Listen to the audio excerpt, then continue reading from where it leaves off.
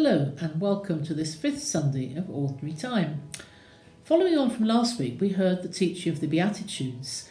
Jesus is now going to use the familiar metaphors of salt and light to describe the life of discipleship.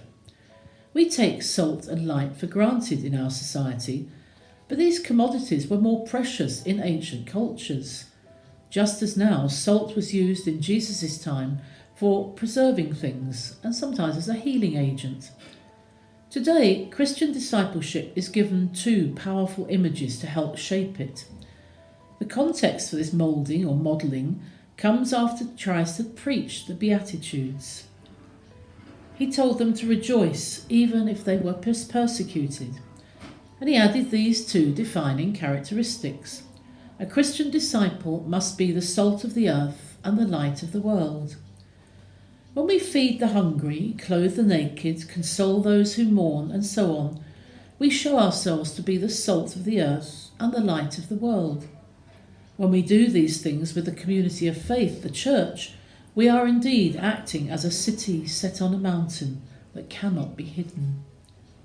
Salt and light are powerful images of discipleship.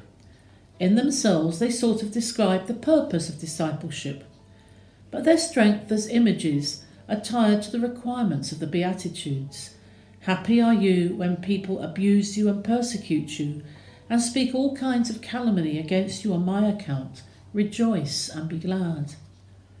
The community of disciples whom Jesus had just addressed to the Beatitudes is not just to be something for itself. It has the vocation both to preserve, like salt, and to model or illumine, light, something for the rest of the world. Jesus says that he's now going to tell them who they really are. You are the children of God, he tells them. You are created in love. You are precious in the Father's eyes. He loves you and he cherishes you. And thus, Jesus came also to give us a new way of looking at life itself. The life around us, not only our own lives, but the lives that all that come together in communities that we ourselves make. We make them with other people. Very often we tend to become spectators. In our present day and age, if you look at the entertainment and everything that we do, you'll find there's an awful lot of looking going on. But you are the light of the world. The most important thing about each one of us is our capacity for goodness. We can be a source of light. Why? We have hands that care. We have eyes that can see, ears that can hear, tongues that can speak, feet that can walk. And above all, each of us has a heart that can love, heal, and care for others.